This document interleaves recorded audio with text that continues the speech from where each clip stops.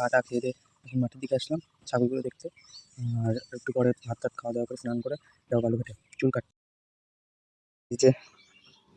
কে এটা? A few moments later.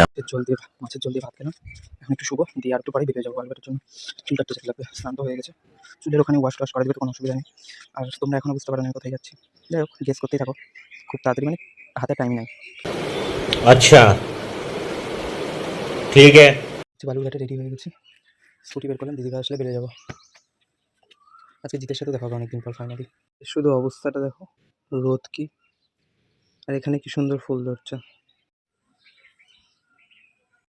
যাই হোক, বালুরঘাটে যাই দেখা হচ্ছে।